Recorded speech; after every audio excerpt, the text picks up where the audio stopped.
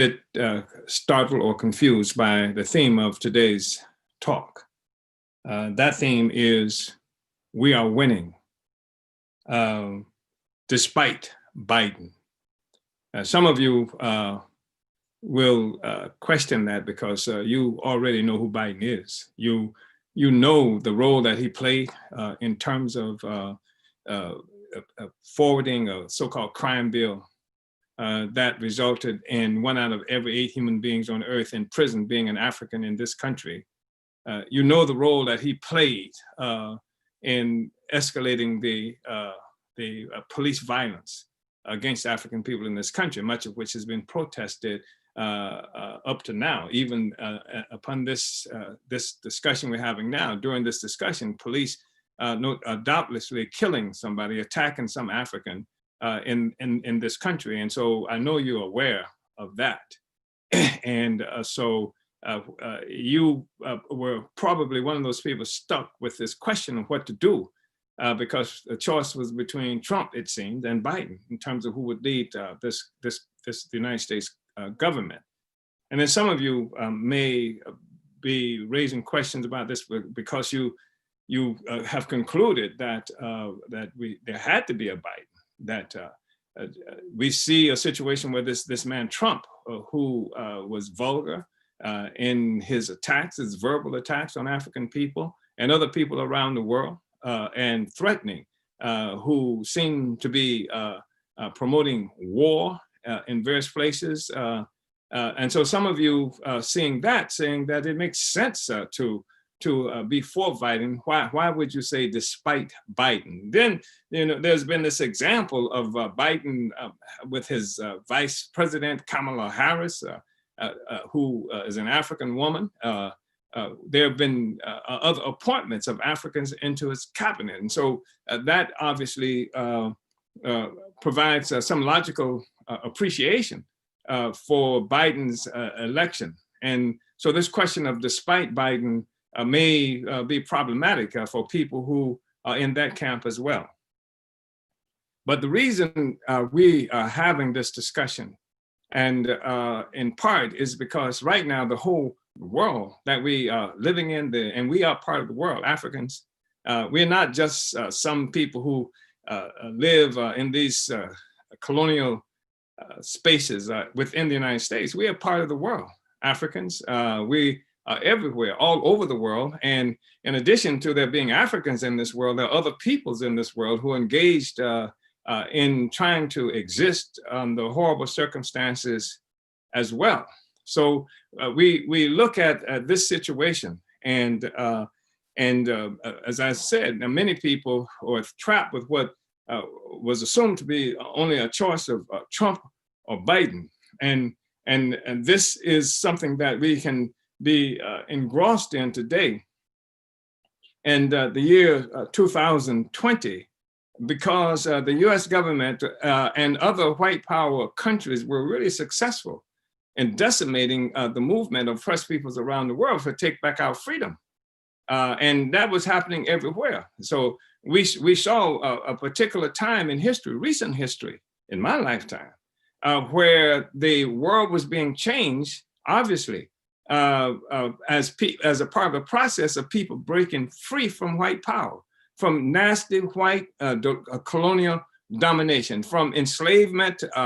Everywhere around the world, people were engaged in that struggle. Nobody was satisfied with living under a system of white colonial domination. And all over Africa, in East Africa, the magnificent movement in Kenya that had begun in the 50s against the British Empire, being waged by the Kenyan Land Freedom Army, who put forth the slogan, demand, uhuru, which means freedom in Swahili. We saw the successful revolutionary movements in Kenya, in Cuba, and other places in Africa that even resulted in independence, and at least nominally for Ghana under Nkrumah, for Congo under the leadership of Lumumba. We saw revolution waging throughout the Americas under the influence and leadership of Comandante Che Guevara. and who also attempted to contribute to the revolutionary process on the continent of Africa. All of this stuff was happening. People wanted to be free. Nobody wants to live under colonial white power. And not only was it Africans, as I mentioned, people in other places were trying to win their freedom. And so that was natural. And it was understood that colonialism was bad. Colonialism, peoples around the world had come to terms with this, with the recognition that we were living under colonial domination. And colonial domination is domination by a foreign, alien, hostile entity, a country, state over a people. That is there for the purpose of just extracting wealth, value, sucking the blood and life like a gigantic parasite. That's what colonialism is. And we understood that the only way that we will ever be able to achieve our freedom, because the limitations that were imposed on our freedoms were limitations that were designed to maintain colonial domination, colonial extraction of our wealth, human and material wealth. That's what it was. And so revolutionary struggles happened all around the world. It was the main trend. And the United States government and various other white power countries around the world were doing everything that was possible, that they could possibly do to stop that, to squelch that. They made war on people in Korea. They made war on people in Vietnam. They made war in the Dominican Republic. They were overthrowing countries in Iran. And in Guatemala and other places to keep this people living under the boot of colonial domination. So everybody knew it then and knew what we were fighting for. And then inside the United States, this became clear too.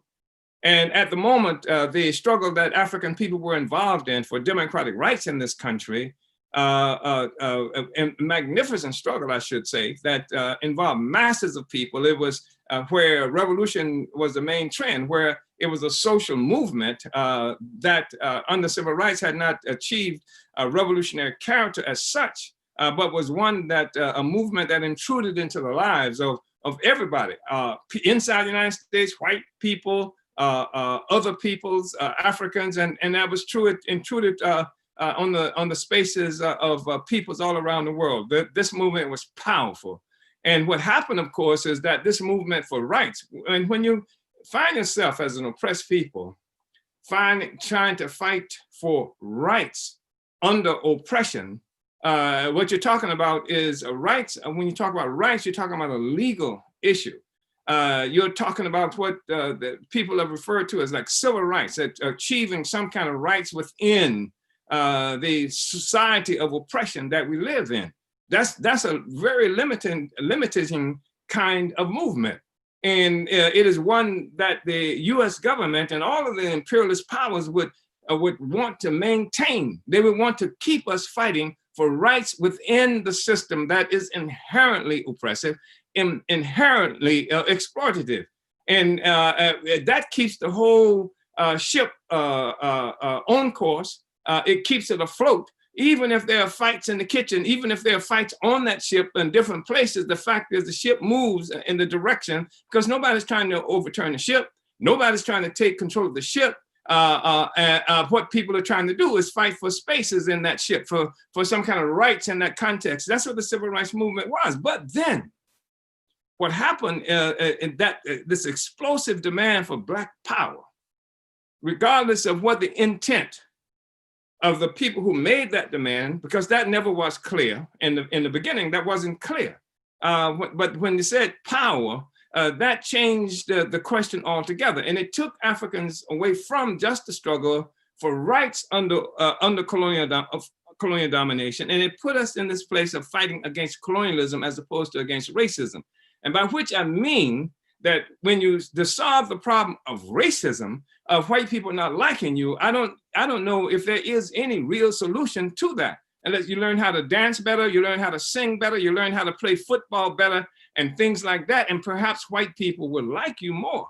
But it doesn't change anything in terms of relations of power that exists between African people and white people and the US government itself. And so the government and white liberals who are part of the ruling class all appreciated and supported and promoted, in many instances, this struggle for rights. And it served their purpose in some other ways as well. But it contained the movement. It contained the struggle. It didn't just happen here, it happened on the continent of Africa too. Initially in Africa, people were not trying to overturn governments. I mean, even Patrice Lumumba, at one time early on in his political development, assumed that the way we could get free in Africa, in Congo, was to each African to make friends with some colonizer. So this is a normal a movement of people who beginning to fight first for rights inside the society. And of course, as a consequence of the development of that struggle, people came to understand that we have power over our own lives. And this placed us on an anti-colonial trajectory, because the way you approach the question of civil rights or against racism, and the way you approach the question of colonialism or against colonialism are two different things. One assumes the ability to improve the situation, your situation in the system, and the other assumes that the system itself, resting on our oppression, is the problem. And so this is the kind of situation we've lived with for a long time, and we understood that. And so because we understood that, masses of people, Africans included in this country and Africans around the world, engaged in revolutionary struggle to kick the colonizer out, to get rid of colonialism. And so that was how the struggle was made. Except now, since the US government and other powers have been so successful, they're killing Malcolm X, killing King, killing people who really represented the interests of Black people at this time, to get away from the system, to overturn the relationship with the system. They killed those forces. They characterized them, all of us, as some kind of Black extremist hate groups, Black nationalist hate groups, and defined us as the enemy because of that. Just like recently, you've seen the US government toying with the idea and with a campaign against people who stand against colonialism under the cloak of fighting against Black identity extremism, that somehow we represent some kind of domestic terrorism. And to the extent that it is true that the struggle of oppressed peoples around the world, Africans included, whether in the United States or whether in some place in the or in Africa or Europe, to the extent that it's true that we represent a fight against colonial domination, then it is terrorism. It is terrorism to an oppressor that requires the continued extraction of value and life and dignity from Black people, from African people, for survival. So anytime, I mean, if you got a system that feeds the colonizer, that feeds a sector of the population, that sector of the whole sector of the population that benefits from this structural relationship that sucks out wealth, that sucks out talent, that sucks out life on a regular basis, and impoverishes us for the purpose of its own enrichment, and not just even to get rich, but just to eat. If you got that kind of system that's there, and everybody, or the vast majority of the people who benefit from that, will celebrate that, and will find something wrong with you when you say, I'm getting out of here, that you're gonna have to work for yourself from now on, that if you want a football player, you're gonna have to be it. If you want to dance, you gotta be that. If you want somebody to take care and have babies for you, you're gonna have to do that yourself. This is a threatening kind of thing. You got a whole system. And this is what we really are having to deal with, is that we are existing with a system globally, where the political and economic configuration of the whole world it represents an unnatural balance of power. And what makes it unnatural is the fact that you've got groups and peoples all around the world who produce all kinds of value, whose countries are exploited on a regular basis to feed, to fill the bellies and the supermarkets in the United States and in England and other places like that. And inside the United States, we talk about food deserts, because who it doesn't feed are the Africans who live inside the United States, or the Mexicans who live in the United States, or the indigenous people in these concentration camps that they call reservation. We say this is unnatural configuration because it's our land. If you look at the United States, the whole social system sits on stolen land. And the people from whom the land was stolen are in concentration camps. They're dying early deaths as a consequence of the destruction of the economy that they had when the white man first got here, and the assault on the culture of the people that has left them untethered in terms of their history, et cetera, the alcoholism, all other kinds of issues that's causing people to die. And they don't have access to their lands anymore. The same thing is happening, so that's specifically just in the United States alone. And then, of course, you're talking about stolen labor, African people who were kidnapped. And unlike white people, and unlike other people who like to talk about how we don't understand why Black people, so what they like to refer to as African Americans, we don't understand how you've been here so long and you don't make any progress at all. Everybody else come here and they do all right. And the question, of course, is that Africans and the indigenous people, including Mexicans and what have you, we're the only ones who didn't come here looking for a better way of life. We lost a better way of life as a consequence of being kidnapped. The indigenous people lost a better way of life as a consequence of their lands being stolen from them, artificial borders created in order to keep them off their land, criminalizing everything that they do to try to survive, just like they do with Africans and peoples around the world. If you got that kind of relationship, then it's unnatural. It's unnatural for those of us who do all that work, produce all the value, and have done so historically. What your great-great-great-great-grandmama produced way back then is feeding some white child today, as opposed to our children, because the only thing we inherited was misery. And the consequence of value that's been stolen from us, that's passed down from generation to generation of people who constitute a colonizer population. They are of the colonizer nation. They are colonizers. And that's really important for us to understand.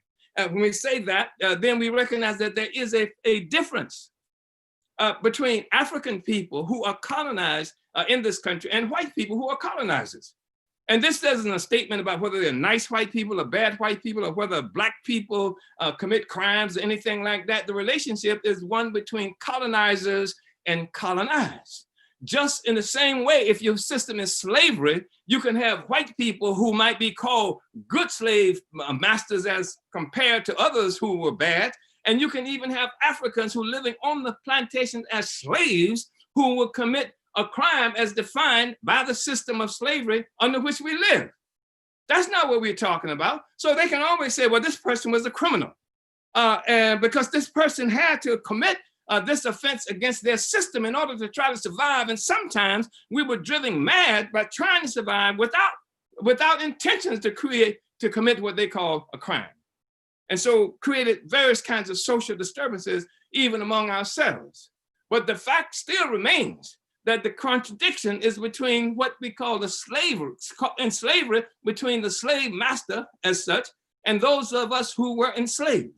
Just as the contradiction today exists between as it did then, between the colonizer and the colonized. So this is not a question of whether a colonizer is nice, or whether they want to marry your sister, or whether or not they like your music, or whether they would even, if the slave master in dealing with slavery would bring into his administrative process people who are slaves too.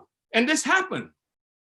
They brought and introduced and brought into the process of controlling the plantation, they brought Africans sometimes who were enslaved into that process. And sometimes they were characterized as the house Negroes. They lived closer to the slave owners and what have you, newest habits, newest practices and what have you. And also they functioned as snitches in most instances and committed all other kinds of offenses. So this happened. But the problem was slavery and colonial slavery. And today, the problem continues to be colonialism that we live and are dominated by. So it's important to say that because somebody is going to be confused by the fact that Biden would bring some Africans into his administration as if that were the answer to the fundamental problems we're confronted with. What will not change is that whether it's Trump or Biden, you're not going to see a fundamental change in American policy as it relates to the treatment of people of Venezuela, whose oil and land and resources they've stolen, and who they starve every day now to try to starve them into compliance with the United States. There will not be any fundamental change in terms of the relationship that this government wants to have with Cuba. And certainly they will keep up the war drums or the threats of wars and things like that against China, because China represents a contending force. China, the rise of China from its semi-colonial status in the world to this great power. And the Chinese got there, by the way, not by voting for a white president or not, or somebody who represent the white president. The Chinese got there by struggling for self-determination, for their own power, against national oppression, against the indignities that's imposed on any people by colonialism. So when we say that we are winning despite Biden, it's not because we don't recognize the other kinds of contradictions that I'm inferring or speaking to explicitly now. I say we are winning despite Biden because we recognize the fissures, the splits, the cracks that have developed in this whole colonial apparatus that's been put together. Trump was evidence of that crisis. Trump was evidence of a highly polarized and split population in this country. So he was a part of that. But the thing is that peoples around the world are taking back their resources and depriving the parasite of some of the lifeblood. So you see contests happening between various parasites on an international level. That's a good thing. That's not a bad thing. It's a good thing to see that people are fighting back. It's a good thing to see that people in Afghanistan are standing up and trying to take back their own resources. It's a good thing that the people in Afghanistan says that all of these military colonial occupying forces got to get out of Afghanistan one way or another. It's a good thing that people in places like Venezuela and Cuba and Ecuador and Nicaragua and other places like that, and people in Palestine, all these people are rising up and increasingly fighting to take back their resources. And the more than 10,000 demonstrations and protests and sometimes uprisings that occurred in the United States since from May 25th through parts of August. That's a good thing to see those things happening. This is a crisis for a social system. The system is experiencing crisis. It can't exist and function in the same way, and that's a good thing. So it's a good thing that the system can't work in the same way. It's a good thing that all of this is being brought out to public. It's a good thing that Trump, who is besmirching the whole notion of this great American democracy, where anybody can become the president, the lie that they've taught people forever. The lie that they teach your children and grandchildren even today, in a situation where, like this last election, we saw some $14 billion, more than $7 billion being spent by each of these candidates for election for president. And you telling your grandchildren to lie that you could be president too? And of course, what makes that possible is that when this government finds itself in such a situation, or the system finds itself in such a situation, that it can no longer oppress our people in its own face, and they have to bring in some Black managers to help facilitate that. That's what they do. In the 1960s, during the height of rebellion and revolution that was happening around this world, in the United States, we would see often where the rebellions were so ubiquitous, happening with such regularity, that white-owned establishments, businesses in the African community would bring somebody Black to stand behind the counter, would write on the windows something like a soul brother, to give the impression that it was an African-owned enterprise. Banks would hire African tellers because they wanted you to bring your Black money there, and their business would be able to function in the best possible way. That's the kind of thing that's happening now. There's been no transfer of power at all. When the bank, this white corporate bank hires your black sister, cousin, or yourself, there's been no change of power. You just got a job facilitating the ability of that corporation to extract value from your community to drive you deeper and deeper into states of dependence and poverty. So we say that's the break. We have to break from that. And we've said this all along. I'm the chairman of the African People's Socialist Party. We have no illusions, nor have we ever had illusions about the ability of this government, this system to serve us. We are a revolutionary party, and since the 1960s have seen as our mission to complete the Black Revolution of the 1960s that shook this whole social system internationally to its very foundation. That's what we've done. And so we are constantly engaged in the decolonizing process. This is not just some gibberish that sometimes helps to undermine the struggle for Black power, because there are so many people who claim to be for Black power, and they come up with this most unscientific, sometimes silliness. You know, somehow we're going to be saved by melanin, or by voodoo, or the right religion, and stuff like that. In many instances, the same melanin we had all along when they enslaved us, the same voodoo we had when they put us in slavery, and many instances, the same religion. The fact is that that's not the way out. You understand the system. We are African internationalists. That's who we are philosophically. And African internationalism teaches us to examine the world just as it is. And if we want to know how to get out of here, we got to know how we got in here. And what we know about how we got in here is that a whole political economy was created of selling Black people, colonizing peoples around the world. Colonial slavery is what got us in here. And off that structure, going back more than 600 years ago, other structures were created. Military structures, economic structures, political structures, all designed to keep us locked in the same places, not just Africans here, but peoples around the world. And so when we say we are winning, it's because we have the advantage for the first time in our history of a revolutionary African working class party that has been solving the problems of the revolution for the longest period of time. First, in developing our own capacity as a party. Second, in dealing with the critical issues that we've been confronted with all along, not just in theory, but in practice. In building, for example, the African National Reparations Organization. We say we believe in reparations, then let's have an organization designed to take reparations. Beyond that, to understand that the question of reparations is a function of the revolution. And this part of reparations must be understood as a decolonizing act, that we engage in the process of decolonizing, distancing, divorcing this relationship we have with the parasitic colonizer.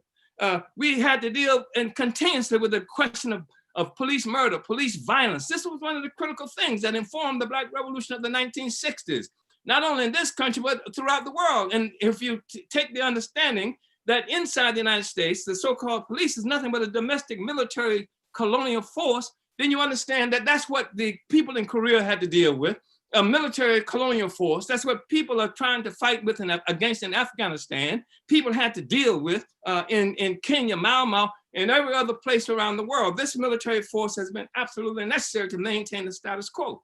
And sometimes we get confused by that. And sometimes we actually call on this military force if it looks like us. Somehow we die better if the colonial power sends somebody who looks like us to do the killing of us for them.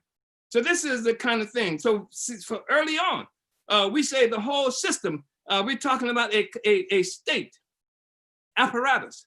It is a colonial state apparatus. And the state is something that comes into existence when the society is split between haves and have-nots. And that happened some time ago in Europe.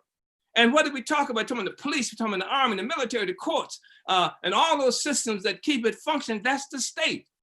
And so you don't change anything by simply changing the driver on the bus if you're going in the same direction. So what has to happen is that Africans, and we understood this, that the party had to fight for state power. We had to fight against colonial state. We had to fight against their state. We have to do what's necessary to negate their influence in our community. That's why the African People's Socialist Party has fought since the early 70s for Black community control of the police.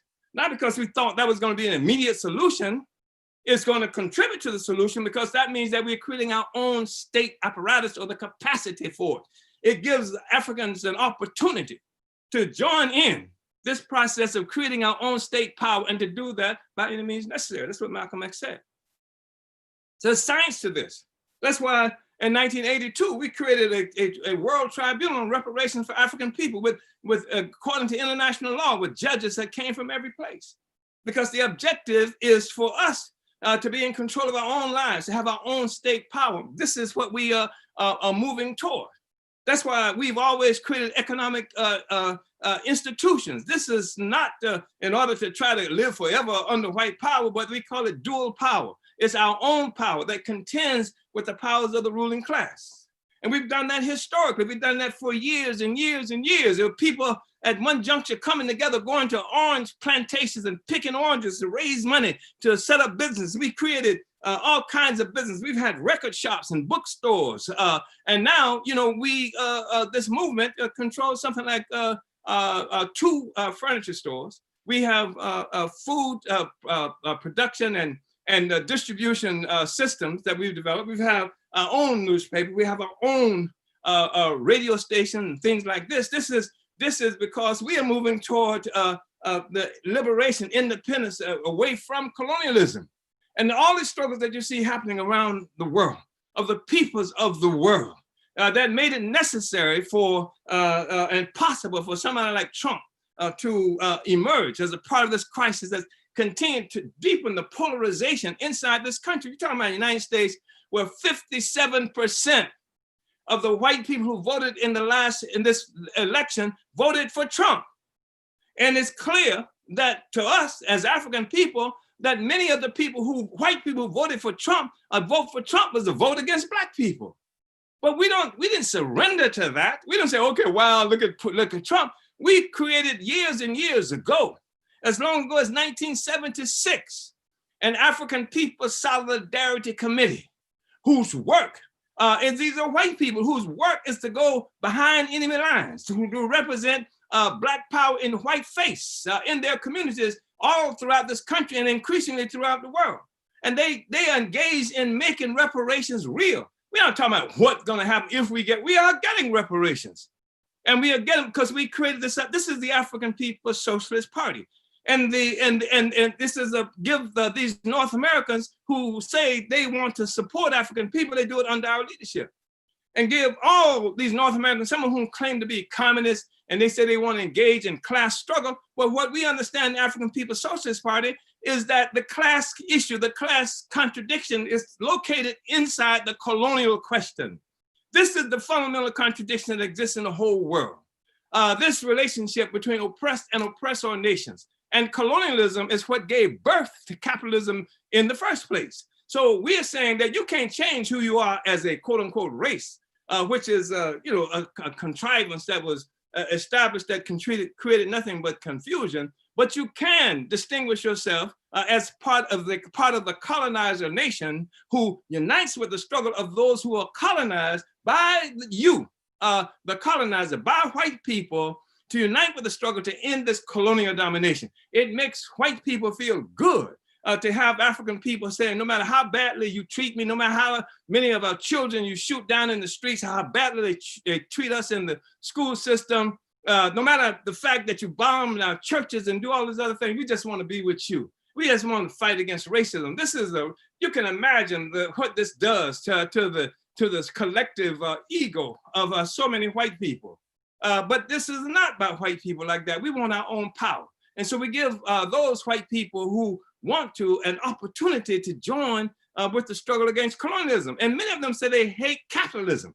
But if they hate capitalism, they would recognize that the colonial question is the foundation of the whole capitalist system itself. Can you imagine the existence of the capitalism without slavery? Can you imagine the existence of the capitalism without having taken this land that I'm standing on now in the United States away from the indigenous populations here? Can you imagine the consequence of a successful struggle by the indigenous people for their land, by the Mexican people who are part of the indigenous population for their land, by African people for the value of our stolen wealth? what happens to your capitalism? What happens to your capitalism is the people throughout the Americas succeed in taking back our resources, our freedom and our resources. This is the foundation of the capitalist system. And all those phony Marxists, white so-called communists, etc., if they, and anybody who is white, who's engaged in making struggle, class struggle, have to understand this is where the class struggle is. The class struggle is located in the colonial question, and your participation in the fight for and demand for and production of reparations is a way that you engage in class struggle inside the colonial white population, the colonial white world. So we say that this system has the advantage, this population, our people, have the advantage of the African People's Socialist Party, an organization of the African working class, not those sellout, lick-spittle, not social force that collapse on every confrontation with the ruling class, that makes all kinds of compromises for solutions that don't benefit the majority of our people. In fact, that often act as those who are the best critics of our people, of the working people, because they want to constantly endear themselves to white power. This is a working class, revolutionary working class organization. It is international. They killed Lumumba, but we have organizers working with Congo. They killed Lumumba, and I'm not talking about some kind of solidarity movement. We have party organization inside South Africa, inside Kenya, inside Nigeria, inside various other Ghana, inside various other places on the continent, Uganda. We have party organizations throughout the Caribbean, in various places throughout the Caribbean, French-speaking Caribbean as well as English-speaking Caribbean.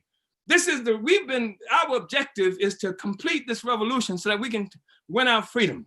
And we have to conclude that we love our people enough that we will no longer accept the kind of humiliation that's imposed on us every day. And it can only be humiliating if you are a population that the whole world recognizes, lives under colonial domination internationally. Every place on the globe you look, African people are catching hell, suffering because white power controls our lives, our existence. This is the reality we are confronted with, and we cannot even begin to redeem ourselves, to redeem our Africa without fighting this struggle against colonialism. That's why we say that this thing is in trouble. You see crisis everywhere. The Russians are part of the crisis, the Chinese part of the crisis, the people in Afghanistan part of their crisis, the rebellions in the United States part of their crisis. Everywhere they look, they see nothing but crisis. COVID has contributed to pushing the economy of this country and the world economy as it's configured around colonial capitalism is in deep, deep trouble. And that's something that's going to reveal itself more and more as the days go by. So we say we are winning. We're winning because we have our own party. We are winning because this is a party that's functioning under a recognized system of crisis that's creating just devastation within the ruling class. We're winning because it's obvious to anybody who's looking at this thing, the decline of white power as manifested by the United States, which is central to the white power system at this time. We're winning because the African People's Socialist Party is here. It's your party, and you should come and join it. If you can't join it, then you gotta support it. If you can't support it openly, then you gotta support it secretly. But the point is, this is our only tool, our only weapon, and we're in better shape today to make this revolution than we were in the 1960s at the height of the revolution. We characterize the 1960s revolutionary movement as a dress rehearsal. This is the real deal. Go to apspuhuru.org. apspuhuru.org. We are winning.